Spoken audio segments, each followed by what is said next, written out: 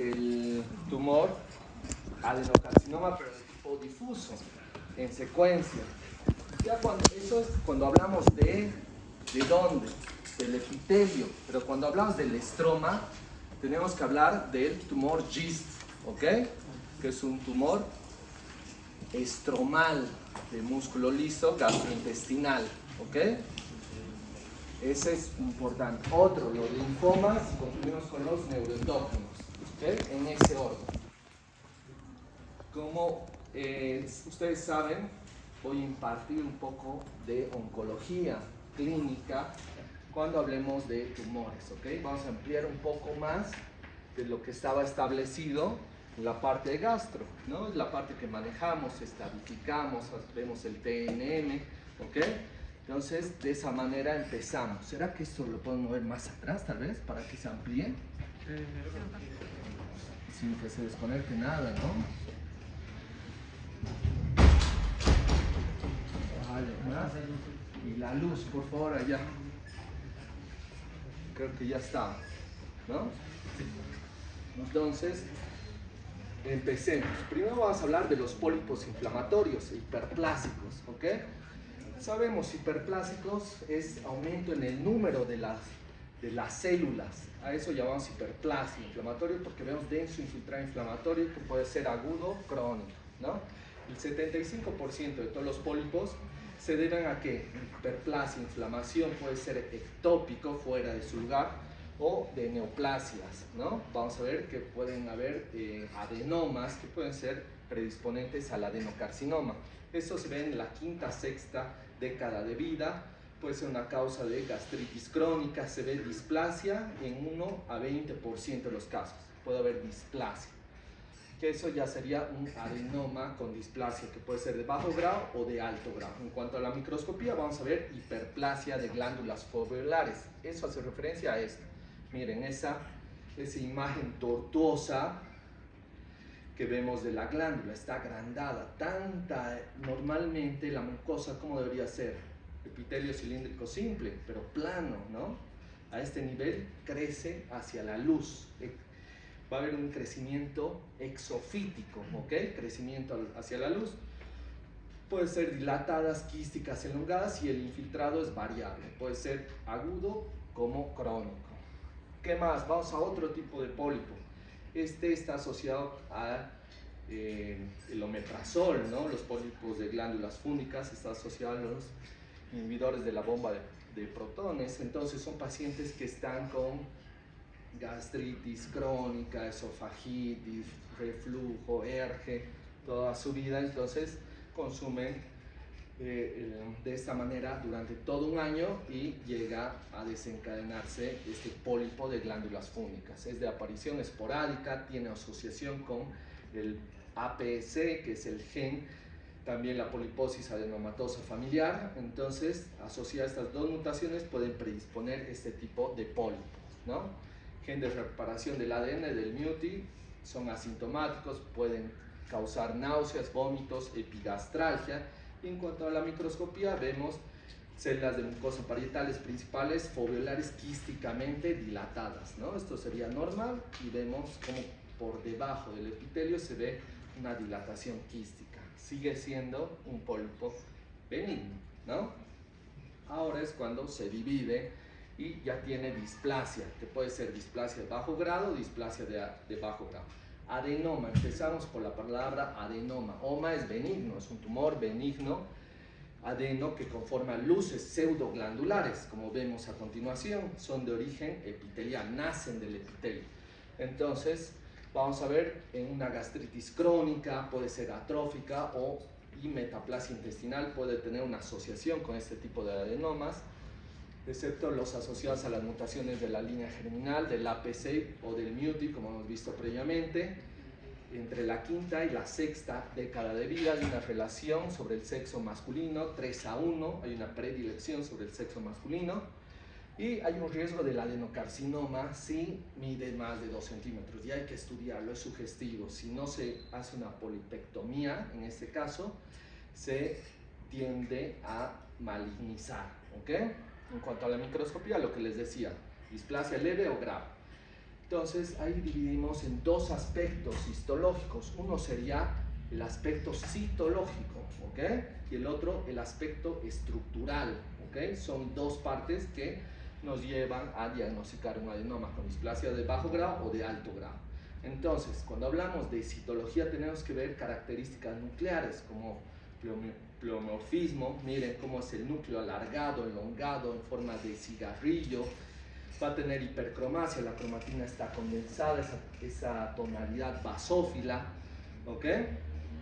Pero vemos el estroma interpuesto, ¿no? Vamos a ver que todavía hay estroma interpuesto. A diferencia, cuando vemos de una arquitectura más displásica de alto grado, ya vamos a ver bigemación, glándulas cribiformes, múltiples luces, pérdida del estroma interpuesto, si se dan cuenta, y están unidas. Y no solamente eso, vamos a ver estratificación, no solamente no es simple, miren, como a este nivel, sino vemos doble hilera. Entonces vamos a identificar displasia de alto grado que predispone a un adenocarcinoma, ¿ok? También hay diferentes tipos de pólipos. Puede haber pólipo pediculado, como es como un árbol, ¿no? Tiene su tronco, y un pólipo sésil, que es como el arbusto, ¿no? Que no tiene un pedículo, no tienes, entonces es más difícil realizar una mucosectomía. Entonces aquí hay que evaluar los márgenes de resección, porque si es un displasia de alto grado y salen fragmentados, porque eso puede pasar en endoscopista, dependiendo de la pericia, no lo saca fragmentado el adenoma con displasia de alto grado, y eso se informa, ¿no? Si los márgenes son libres, el paciente está curado, ¿no? Pero si es fragmentado, hay que ver un margen de resección profundo para evitar una recaída, ¿no? Una recurrencia de este adenoma. Aquí les traigo una pequeña tabla que está en sus Robbins, que habla un poco de las diferencias, ¿no? Lo más importante para aquí, ustedes tienen que saber que los factores de riesgo, miren, los pólipos inflamatorios asociados con el Helicobacter pylori, ¿no? La gastritis quística, traumatismo, cirugías previas. Los pólipos de glándulas fúndicas, hablamos de los inhibidores de la bomba de protones, la PAF, la poliposis adenomatosa familiar. Los adenomas gástricos, gastritis crónica, y aquí clave, les he dicho en la anterior clase que había una atrofia y metaplasia intestinal que predisponen a lo que sería el adenocarcinoma, ¿ok? La anterior clase. Y es importante, si les digo que está asociado al adenocarcinoma, el adenoma es el más frecuente. El primero es ocasional, el segundo tiene una menor medida, no está relacionado, y el tercero, de glándulas fúndicas, tiene asociación solo si está asociado a la PAFA, la poliposis adenomatosa familiar, ¿ok? Vamos a lo importante. ¿Alguien me puede ayudar con el data? ¿Qué es lo que pasa? Si debe ser el enchufe, ¿no? Por favor, Rodri. ¿Será el enchufe? El HDMI. Sí, ¿no? El HDMI. Entonces, continuamos, vamos a la parte principal, ¿no? ¿Cuál sería? El adenocarcinoma, ¿no? No sé. A ver. No. ¿No es tu data? A ver. ¿Pero de aquí está o no? ¿Qué ha pasado?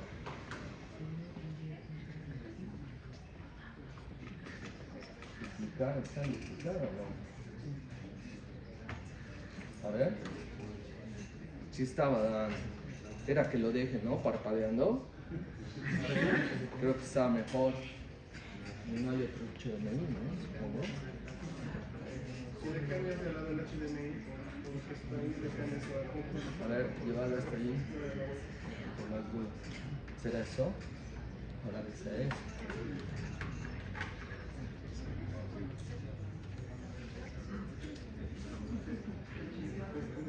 No hay señal.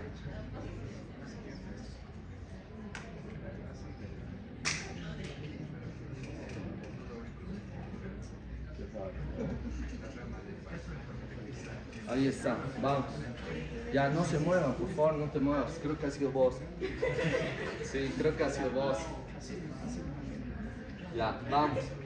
Ya, vamos, no respiren. No respiren tampoco. Ya, vamos con el adenocarcinoma. Ya, aquí atendiendo, adenocarcinoma es el más frecuente de los tumores. Adeno, ya hemos hablado, que habla de la formación de glándulas. Carcinoma es un tumor maligno de origen epitelial, ¿ok? Entonces, de esa manera vamos a ver que hay de dos tipos a nivel histológico, que eso predispone el pronóstico del paciente. Ese es uno de ellos. El de tipo intestinal va a formar luces glandulares, miren, luces glandulares, y el difuso, como su nombre indica, va a haber células sueltas, ya no forman glándulas. Entonces va a ser un desdiferenciado, pobremente diferenciado. Este sería un bien diferenciado porque forman luces glandulares, está asociado a la célula de origen. En cambio esto no vemos ninguna glándula, entonces es un difuso. Y no solamente eso, tiene células en anillo, tipo anillo de sello, ¿no? Cuando digo anillo, ustedes se imaginan, ¿qué se imaginan? Una roca, pues, ¿no? La señorita se imagina una roca. Pero cuando es anillo de sello, yo hablo que el núcleo es así, excéntrico, lateralizado, miren, citoplasma, que es paz positivo, mucinoso, ¿no? No tiene una roca, ese es el núcleo y se ve en toda esta celularidad, ¿no? El citoplasma amplio, paz positivo, porque tiene mucina en su interior, y el núcleo excéntrico lateralizado, difuso, según la clasificación del aula, ¿ok? Hay que tener en cuenta mucho las metástasis. Para que sea de un adenocarcinoma gástrico, hay que ver los ganglios linfáticos supraclaviculares, como es el de Virchow, y los periumbilicales del nódulo de la hermana María José. Entonces, ahí sí vamos a poder identificar que puede ser una metástasis gástrica, ¿no? Cáncer gástrico familiar asociado a mutaciones hereditarias por pérdida de la función del gen supresor tumoral del CDH1. Y aquí es importante, esto anótense, esto es pregunta de examen, caderina E, ¿ok?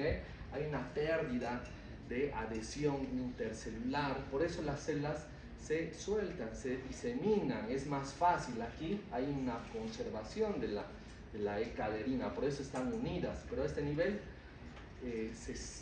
están sueltas, hay una pérdida, ¿ok?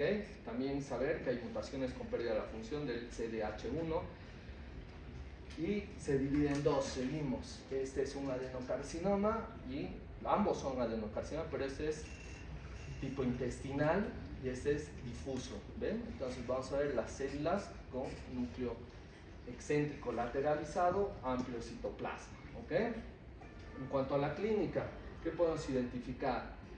Que más que todo se da a nivel del antro, curvatura menor, y dependiendo, si es difuso, vamos a ver linitis plástica. En la antigüedad se utilizaba esas botellas de cuero como cantimploras, donde vamos a ver engrosamiento de la pared, así más o menos, ¿ok? A diferencia de lo que estamos acostumbrados a ver, que va a ser una lesión exofítica, crateriforme, ulcerada. Normalmente así se ve un adenocarcinoma de tipo intestinal, pero el difuso es más difícil de verlo, ¿ok? Porque está a nivel de la pared, una pared engrosada, ¿ok? Vamos a ver que hay una predilección sobre el sexo masculino, 2-1, aproximadamente 55 años de edad, los pacientes, el pronóstico depende de la profundidad, ¿no? Si hablamos que es un in situ a nivel del epitelio no pasa nada, es un mucoso, el problema es cuando llega hasta la serosa, atraviesa, la perfora, va al páncreas, ¿no? Entonces el pronóstico va a ser peor. Si hay metástasis ganglionar, lo hemos mencionado, los ganglios de Virchow como de la hermana María José, el tratamiento depende del diagnóstico, si es un diagnóstico precoz o avanzado, tardío. Si es precoz, la supervivencia 5 años, 90% de los casos, si tardío va a ser 20%. Vamos a otro tipo de tumor, como es el linfoma. El linfoma hay que tener en cuenta cuando está asociado a mucosas, va a ser el MALT, ¿ok? ¿Qué más tenemos que saber? Que va a ser de tipo B, linfoma B, porque hay linfoma T. Ese va a ser linfoma B, va a marcar marcadores de tipo B, como es el CD20. Y va a ser de la zona marginal en la mayoría de los casos, se origina y por causa de la gastritis crónica por Helicobacter pylori. Entonces, ¿qué hemos hablado? Que el Helicobacter pylori produce una inflamación crónica, larga data, viven los pacientes con eso.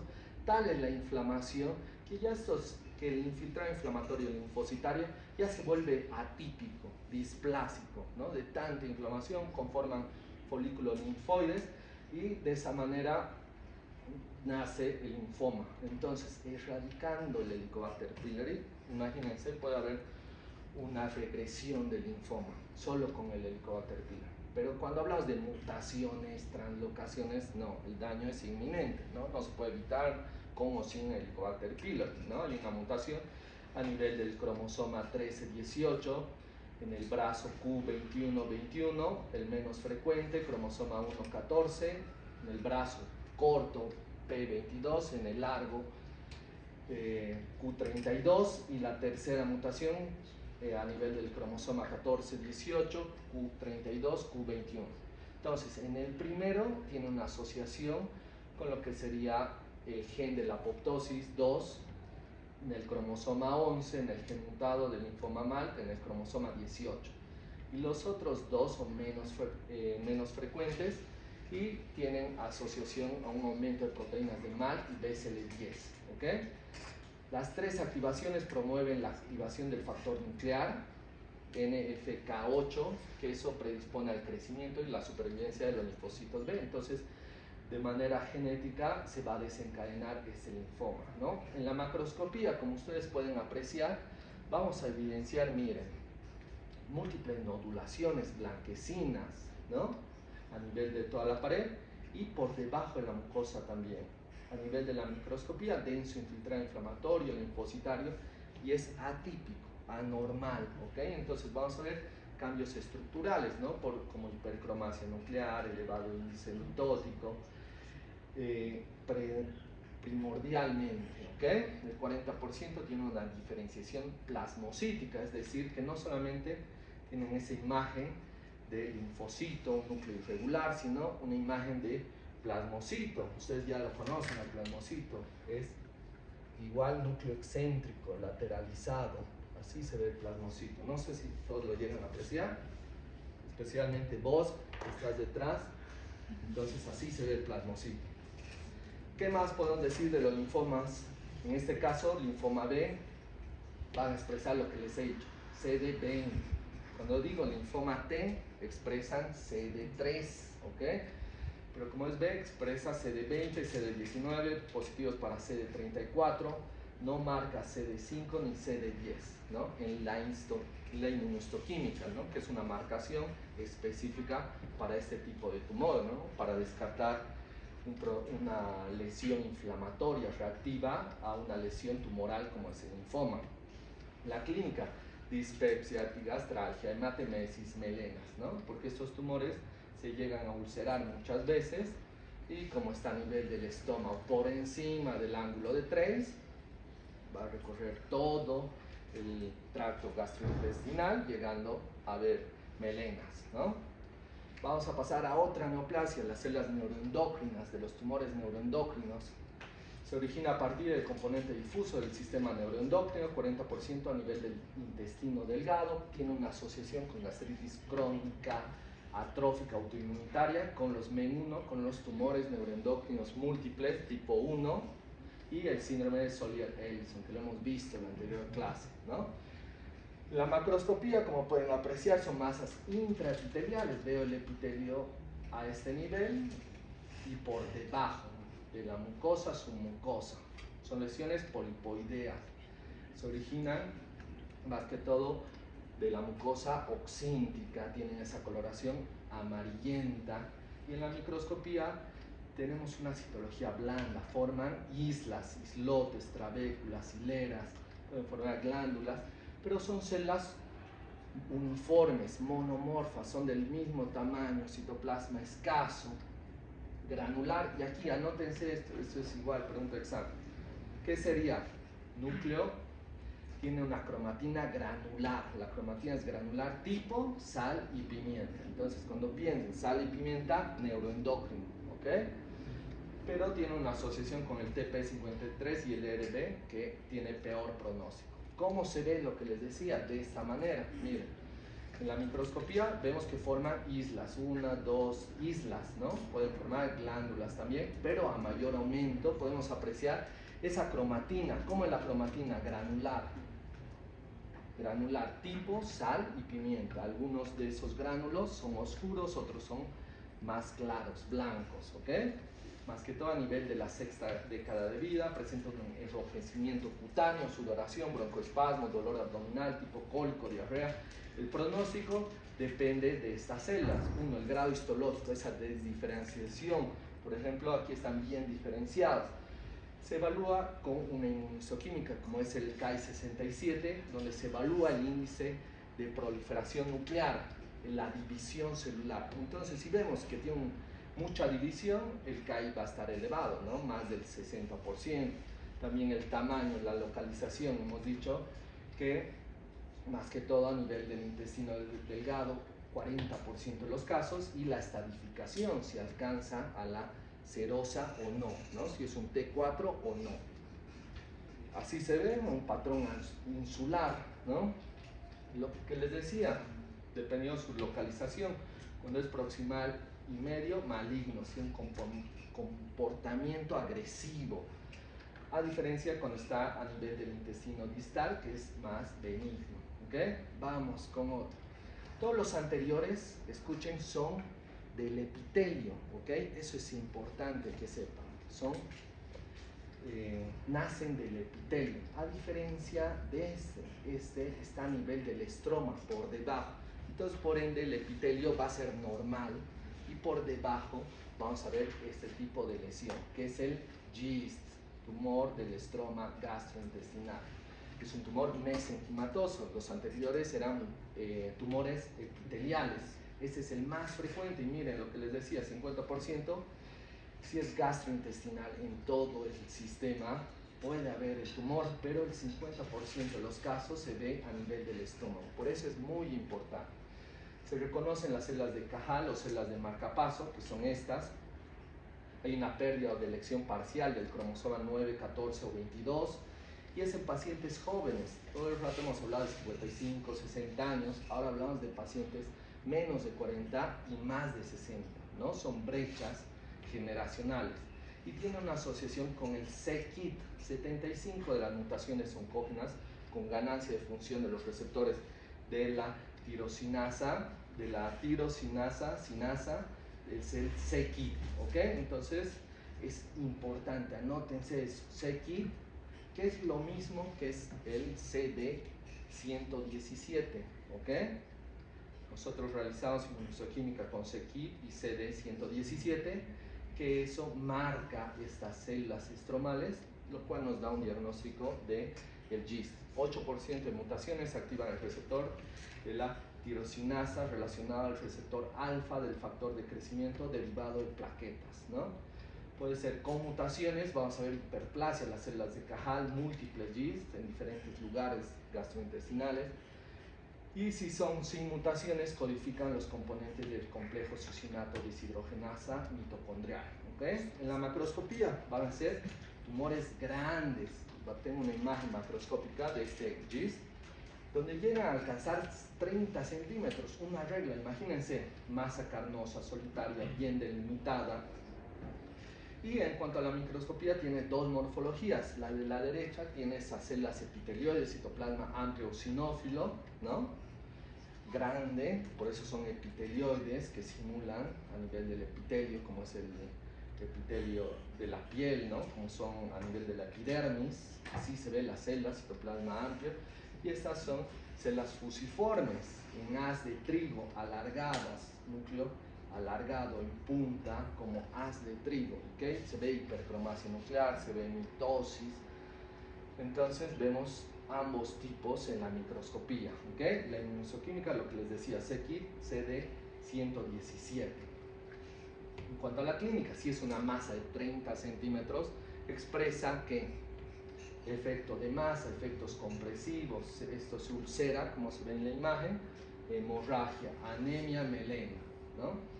Les he dicho la primera clase, no sé si todos estaban, para que haya una neoplasia maligna, ustedes tienen que pensar, 1, paciente añoso, 2, anemia y caquexia tumoral, ¿ok? Y el plus sería una masa. Entonces, de esa manera, con esos 4 parámetros, Ustedes tienen que pensar que eso es maligno y hay que estudiar, ¿no? Hay que ver si el pronóstico, más de 10 centímetros, peor pronóstico. Elevado índice mitótico, en un campo de alto poder se saca un porcentaje de las mitosis con el Ki-67. ¿Qué células marcan de manera amarronada? Vamos a saber que el índice es elevado, ¿no? Se prende fuego. Entonces, de esa manera, peor pronóstico. La localización, si es a nivel del intestino delgado, peor pronóstico. Y el GIST es irresecable muchas veces, recidivante o hace metástasis, conmutación del KIT o factor de crecimiento derivado de las plaquetas, ¿no? Allí el tratamiento, nótense, imatinib, ese es el tratamiento, es un inhibidor de la tirosinasa. Entonces, de esa manera evita el crecimiento excesivo de ese tipo de tumor, ¿ok? Hasta ahí todo el mundo sabía, ¿ya? Ahora vamos a ver la parte de oncología clínica, de qué manera aplicamos todo lo que hemos visto, ¿ok? Entonces, ustedes ya saben, hemos visto el TNM a nivel de patología general, supongo que les han enseñado. Hablamos de T, del tamaño del tumor, N son los nódulos linfáticos, en este caso son ganglios linfáticos, que es lo mismo, y M, metástasis. MX es cuando no sabemos nada del paciente, ¿no? O sea, porque te envían la biopsia, una resección, no sabemos si hay metástasis en otra parte, no te dan ese dato, es MX, cuando no es evaluado. M0 es ausencia de metástasis, M1 cuando hay metástasis, ¿ok? Y nos vamos al T, que puede ser T1, T2, T3, T4. T1 va a ser a nivel de la mucosa, T1A, T1B, su mucosa, ¿ok? T2 cuando hay una infiltración hasta la muscular. T3, tejido conectivo subseroso, sin perforar la serosa. ¿Por qué? Si la perfora en todos los tumores va a ser un T4, ¿ok? T4A perfora la serosa, T4B invade a órganos adyacentes, como lo que les decía, el páncreas o vaso. Y los ganglios, ¿cuántos ganglios se tiene que sacar por protocolo? 16, ¿ok? Tenía una pieza, a ver, el viernes, 27 sacado, mientras más, mejor, ¿ok? De esa manera el paciente tiene una buena estratificación. En este caso, de todos los 16, que haya 1 o 2 positivos, N1, 3 a 6 positivos, N2, 7 o más, N3, y aquí se subdivide, más de 15, menos de 15, más de 15, 3B, menos de 15, sería 3A, ¿ok? Vamos al siguiente. Entonces, ¿qué vamos a ver acá? Creo que, a ver, ¿le puedo sacar eso automático? Se trata de enfocar de manera automática, creo, ¿no? El data. Y como esto parece un espejo, no es algo... Creo que es eso, ¿no? ¿Se puede? No. Igual, de todas maneras, ya estamos acabando. Me da miedo que no lo... Ya, entonces, a este nivel vamos a ver 4 tipos de estadios. 4, ¿ok? Donde en el primero va a ser mucosectomía, una resección endoscópica. Y ese es el tratamiento, ¿ok? Hay una para que no sea automático, creo que quiere enfocar de manera automática ¿no? ¿Eso? Ya, genial, lo has logrado. Ahora no te muevas, quédate. No, mentira. Entonces, estadio 0 es un carcinoma in situ, resección endoscópica, mucosectomía, 90% de los casos. Estadio 1 ya va a ser una gastrectomía que puede ser parcial cuando hablamos de una invasión de la submucosa, o 0,2 ganglios y la supervivencia 5 años, 80%. Estadio 2 ya involucramos quimioterapia adyuvante aparte de la cirugía. ¿Por qué? Porque ya puede haber N3, ya puede haber ganglios con metástasis, ¿ok? Supervivencia, vamos a hablar de 60 años. Estadio 3, vamos a hablar ya cuando hay quimio perioperatoria y cirugía ya excesiva, grande, ¿okay? Que puede ser una gastrectomía total. Y por último, el estadio 4, ya hablamos de paliación, lo dejamos, vamos a ver terapias dirigidas y inmunitarias, porque hablamos ya de metástasis a distancia, M1, ¿ok? Entonces ya vamos a ver el peor pronóstico en este tipo de pacientes. Vamos con lo siguiente, vamos a ver biomarcadores dirigidos al adenocarcinoma.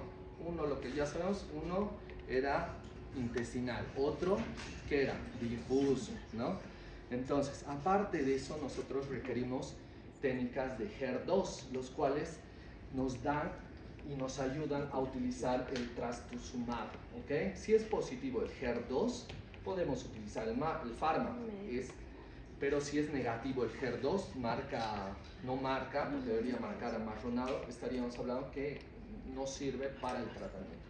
Y no solamente eso, hay que ver el PDL1, ¿no? Que es importante para predecir si hay una respuesta a los inhibidores del punto de control inmunitario. Y no solamente es el PDL1, que como la inmunohistoquímica del HER2 se evidencia, también se realiza el MSI, el cual vamos a ver inestabilidad microsatelital, es cuando se disemina las células de manera solitaria, las células hacen un tipo budding y crea una microsatelitosis. Esos son los parámetros. Vamos con el siguiente tumor. Hemos hablado del GIST y les he dicho que se pide el c-KIT y del CD119. Entonces vamos a ver en una imagen macroscópica a este nivel, donde vamos a ver una masa grande, exofítica, y en la parte inferior vamos a ver que está un corte transversal de la lesión. Entonces vamos a ver que este es un tumor de tipo estromal, ¿ok? Aquí lo importante, ¿qué sería?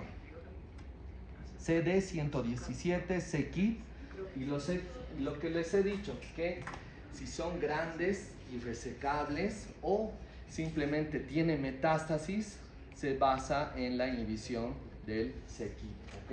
Ese sería el tratamiento. Y no solamente eso, hay que ver el índice mitótico.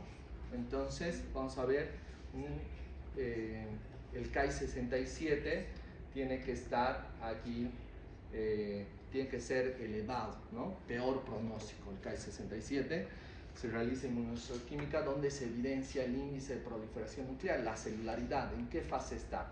Se está dividiendo. Si está en fase 0, nosotros a simple vista no podemos ver si está en fase 0 la mitosis, ¿no? Pero esta inmunohistoquímica la marca de manera amarronada, ya la podemos identificar que esa también es parte de la división celular, ¿ok? Entonces, vamos al siguiente, vamos a ver los linfomas. Hemos dicho que la erradicación del Helicobacter pylori es el tratamiento inicial, ¿no? Cuando hay un linfoma. De esa manera podemos evitar ya reducir y va a haber una remisión completa de este linfoma. Y no solamente eso, hay que ver si tiene asociación a mutaciones, ¿no? Ahora, vamos con el neuroendocrino.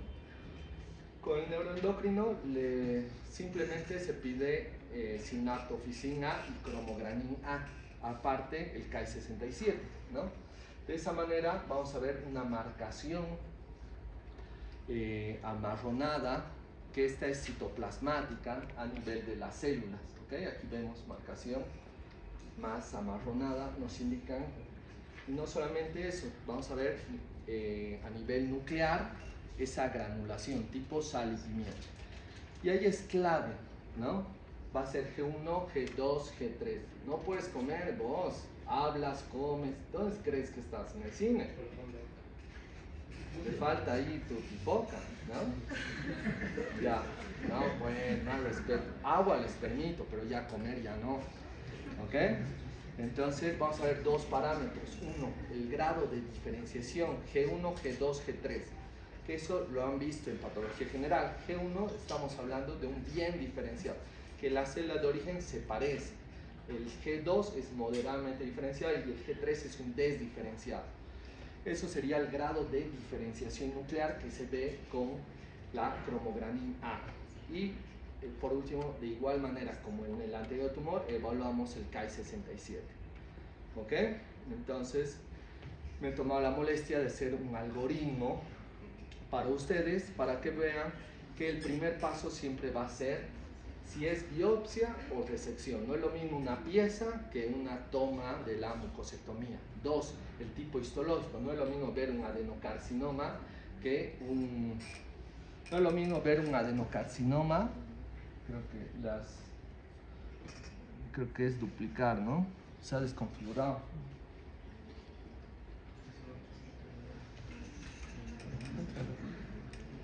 ¿no? Está ahí bien. Porque ampliar es otro, se va a fusionar los dos. Entonces, de esa manera, vamos a ver. Ese es el algoritmo.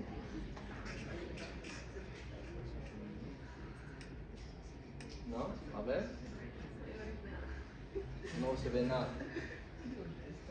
Perfil de los algoritmos, o sea, se realiza el HER2 y la microsatelitosis y se lleva a un comité, ¿no?, de tumores donde se evalúa si va a ser una cirugía directa dependiendo del estadio, ¿no?, o solamente si es un estadio 0, 1, 2 se realiza mucosectomía, endoscopía, cirugía, gastrectomía parcial, ¿no? Y en los estadios más avanzados ya estaríamos hablando ya de una lesión que involucraría radioquimio, ¿no? Entonces, en la siguiente, aquí tengo un video, no sé qué hacer. A ver. No es HDMI, es el cable, como Sí, es el cable, ¿no? No sé qué le has hecho ahí.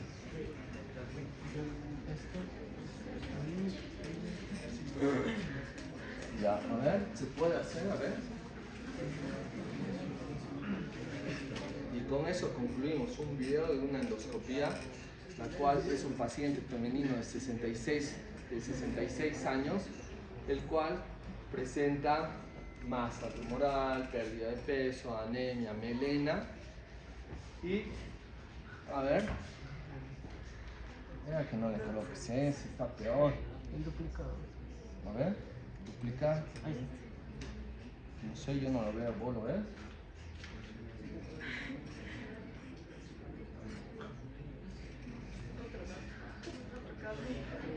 Sí, va a traer el mío.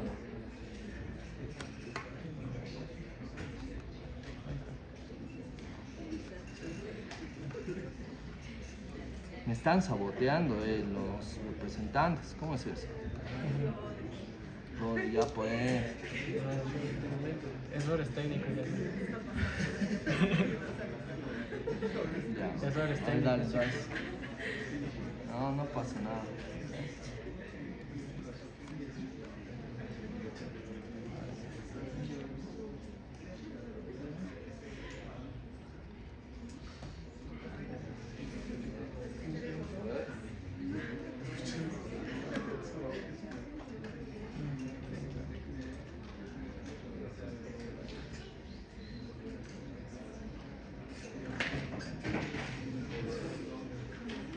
Sí, creo que se cabe nomás, ¿no? No tienes otro, yo iba a traer el mío. El anterior lo extrajo. El cable ahorita está fallando.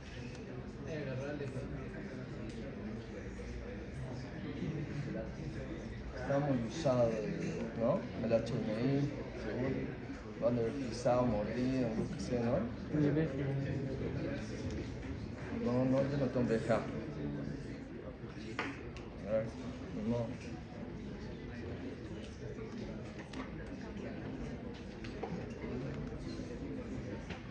Ya, entonces, concluimos con esto, a ver.